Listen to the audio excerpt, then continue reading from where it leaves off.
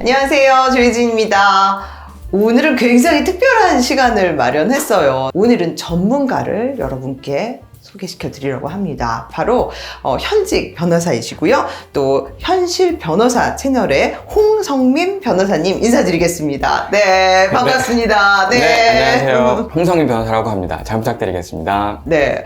제가 의사가 안 됐으면 네. 사실 변호사를 하고 싶었거든요. 근데 의사가 먼저 되는 바람에 이 변호사 될 기회가 없었는데, 네, 저의 네. 어릴 적 꿈인 또 변호사님을 직접 뵙게 돼서 정말 영광입니다. 사실 제가 진료실에서나 아니면은 우리 채널에서나 굉장히 많이 듣는 질문 중에 하나가 이 헤르페스에 대한 질문이에요. 바로 단순 포진이라고도 하는데요. 문제는 이게 한번 들어오면 없어지지 않는다는 게 바로 문제예요. 그래서 많은 분들이 선생님 정말 속상해 죽겠어요. 제가 이거 옮긴 사람을 정말 가만히 안 두고 싶어요 라고 하기도 하고, 또 반대로 선생님 남자친구가 저를 가만히 안 둔대요. 법적인 어떤 절차를 밟으려고 그래요. 그래서 굉장히 불안에 떠는 그런 일들이 꽤 있어요. 그래서 나한테 이 성병 옮긴 사람, 뭐 헤르페스고 뭐건 간에 과연 처벌을 할 수 있을까요? 라고 하는데 네. 어떤 죄가 또 성립될 수 있는지 어떨까요, 변호사님? 일단 고소도 당연히 가능하고, 처벌도 당연히 가능한 거거든요. 네. 근데 이거는 뭐 성병이라고 해서 특별히 그런 게 아니고, 그 죄명은 이제 상해죄가 되는 건데요. 뭐 성병이 아니더라도 그냥 병을 옮겼다. 나한테 상해를 입혔다.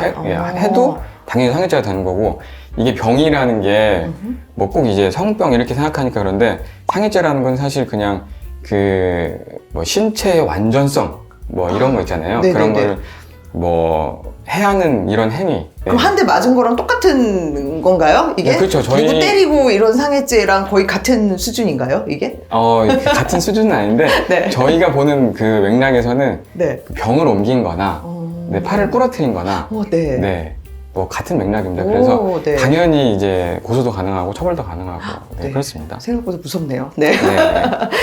그리고 또 하나는 사실 이게 이제 결혼하는 이제 부부들 문제예요. 내가 결혼을 했는데 남편이 이 헤르페스 보균자인 거 말 안 하고 나하고 결혼을 했다라고 해요. 일단 신혼여행 갔다 와서 일단 화부터 나왔는데, 이런 경우 사기 결혼에 해당할 수 있나요? 근데 이제 제가 좀 더 궁금한 거는, 제가 알기로는 헤르페스가 좀 흔한 거라고 알고 있거든요. 그쵸. 헤르페스. 자, 다시 한번 체크 들어갑니다. 물론 타입 1, 1형 같은 경우는 전 세계 인구의 무려 절반 이상이 갖고 있다는 그런 보고도 있고요. 또 내가 몰라도 뭐 타입 1이든 2든 굉장히 많은 환자분들이 가지고 있다는 보고는 있어요. 하지만 이건 어쨌든 옮은 거거든요. 그리고 한 번 들어오면 없어지지 않아요. 그러면 헤르페스 1형하고 2형하고 증상이나 이런 게 똑같아요? 경우에 따라서는 차이가 없을 수도 있어요. 제가 여쭤보고 싶은 거는 좀 더 심각한 게 뭐예요? 이게 더 심각하다를 예전에는 2형은 이건 성병이기 때문에 굉장히 속상해하고, 1형은 그냥 우리 술잔 돌리는 것 때문에도 생길 수 있으니까 그냥 누구나 있는 거 아니야 이렇게 가볍게 생각했는데, 이제 문제는 1형도 밑에 갈 수 있다는 거죠. 2형도 위에 올라올 수 있고. 그래서 더 위험하다, 덜 위험하다에 대한 개념은 사실 없는 것 같아요. 그렇군요. 그렇군요. 다시 질문으로 돌아가면은 사기 결혼 이제 말씀하신 거잖아요. 근데 이 결혼 사기야라고 해서 그냥 내가 말하는 게 중요한 게 아니라, 이제 사기 결혼이 되면은 어떻게 할 수 있는가? 그게 되게 궁금하신 거잖아요. 그쵸, 맞아요. 바로 그거예요. 그러니까 이제 결혼이 사기라고 하면은 이제 할 수 있는 게 혼인 취소, 그다음에 이혼, 이제 두 가지가 있는데, 이혼 같은 경우는 가족관계 등록번호 떼보면 나와요. 혼인관계 증명서를 떼보면 나옵니다. 내가 이혼을 하면 혼인관계 증명서 남아요. 근데 그것도 일반을 띄면 안 나오고, 상세를 띄면 나옵니다. 상세. 그러니까 상세. 이제 만약에 배우자 이제 결혼 생각 있으신데 서로 간에 우리 확실하기 위해서 한번 가자 할 때는 무조건 상세를 띄셔야 됩니다. 그러면 이제 이혼 경력이 나오거든요. 근데 혼인 취소가 되면 가족관계 등록부에 아예 안 남아요. 깨끗해요. 그리고 혼인 취소가 유리한 거겠네요, 이런 경우는. 그렇죠. 완전 유리한 거죠. 근데 이제 혼인 취소가 되려면 굉장히 중요해야 돼요. 예를 들면 뭐 결혼을 했는데 남편이 상당한 재력가인 줄 알았는데 빚이 1,000만 원 있더라. 근데 내 생각과의 그 괴리는 굉장히 큰 거지만, 솔직히 빚 1,000만 원 정도는 그렇잖아요. 열심히 벌면 1,000만 원 아닌가? 네. 아, 그럼요. 변호사님 1,000만 원. 아니 네. 요새 가계부채가 몇 조인데 그런 걸 비하면은 1,000만 원. 이해하고 넘어갈 수 있는 수준이 아닌가? 어쨌든 그러니까 빚의 네. 그 양도 중요하나 봐요. 그러니까 빚의 정도도 중요하나 봐요. 제가 굳이 이제 빚에 비유하자면 근데 이제 남편이 상당한 재력가인 줄 알았는데 빚만 있더라. 빚만 있더라도 아니고 알고 봤더니 사기꾼이더라. 뭐 이런 거 있잖아요. 그러면은 네. 그거는 취소가 되는 거네요. 취소가 될 수 오케이. 있죠. 네. 네. 그럼 완전 사람 속인 거니까. 제가 그래가지고 왜 헤르페스에 대해서 여쭤본 게 이게 어느 정도 좀 심각한 질병이어야 돼요. 제 생각에는요. 그때 굉장히 심각한데. 예, 제 생각에는 혼인이 취소가 돼가지고 혼인관계 증명서에 안 남을 정도가 되려면 이게 정말 드문 것, 불치병이라던가 드물다거나 아니면 아까 말씀하신 것처럼 나 그런 사람 아니야 뭐 이런 식으로 해가지고 완전 안심시켰다거나 예, 그런 게 필요한 거죠. 그런 증거가 필요했네요. 증거라기보다 상황이 헤르페스가 뭐 10명 중에 5명은 가지고 있는 질병이다. 네. 살아가는데 좀 나긴 하지만 너무 불편하진 않다. 이 정도면 그게 있다고 하더라도 네, 예, 다르네요. 네. 이게 혼인 취소 상당히 애매할 것 같아요. 맞아요. 네, 아무래도 이게 우리 저는, 가진 네. 여성들은 진짜 심각한데, 그쵸? 막 제 환자 중에서는 2번 다시 성관계 안 한다고 생각하시는 분도 있고요.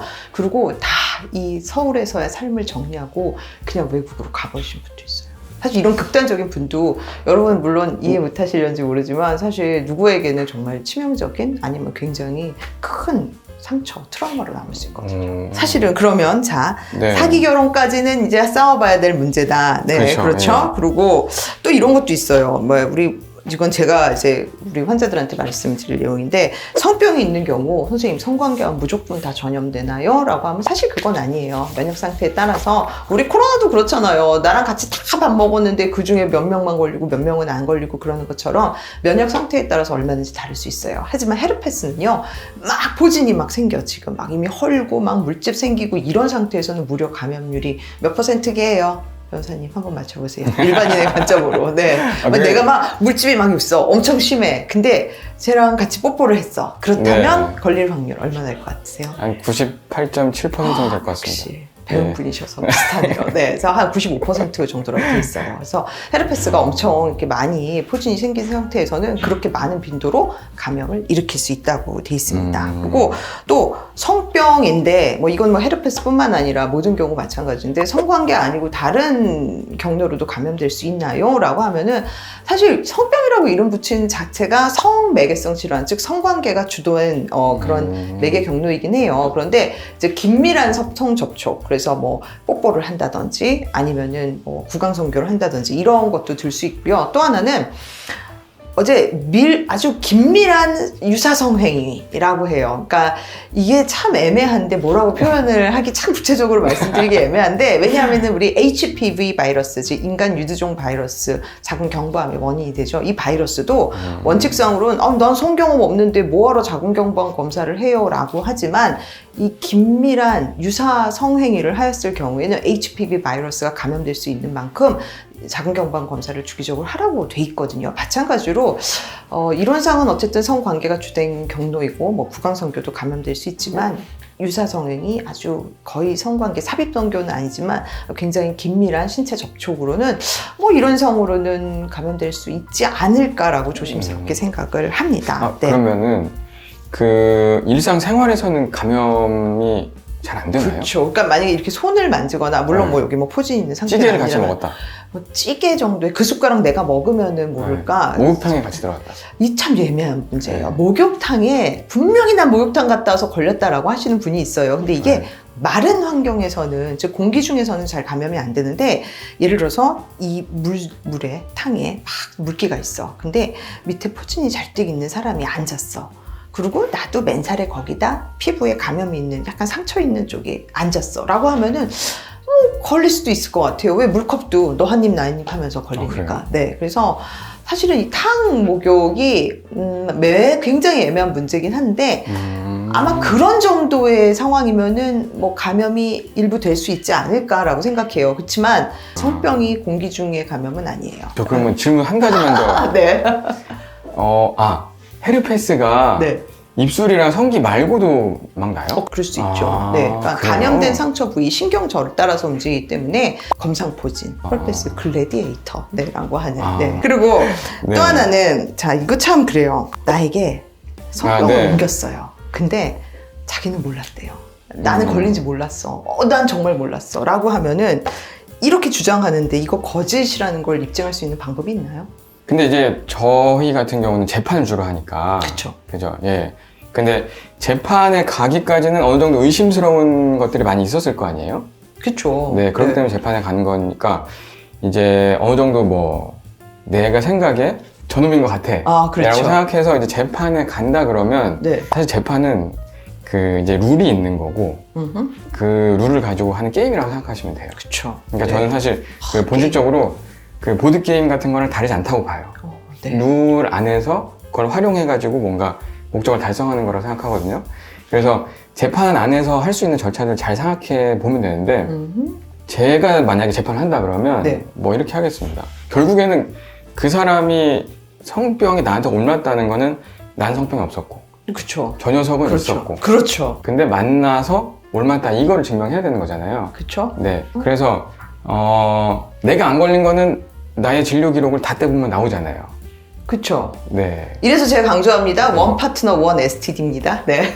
네. 아니 너무 그러니까 내가 네. 이 사람을 만나기 이전의 기록과 이 사람을 만난 이후의 기록이 있다. 근데 다르다라고 하면은 그 중에 또 성병이 있다. 그러면 요거 싸워볼 만한 게임인가요? 그렇죠, 그렇죠. 오케이. 근데 이제 네. 문제는 상대방 기록을 보는 거잖아요. 상대방의 진료 기록을 못 보니까 지금 이 증명이 안 되는 거잖아요. 맞아요. 근데 상대방이 동의하고 그 상대방이 제출하면 사실 볼 수 있어요. 그래서 가끔 여자친구들이 막 이렇게 억울해서 와요. 저 그거 제가 가서 띄워볼 수 있나요? 라고 하는데 의료 기록은, 의무 기록은 이제 못 되죠. 구속영장이 있기 전까지는 네.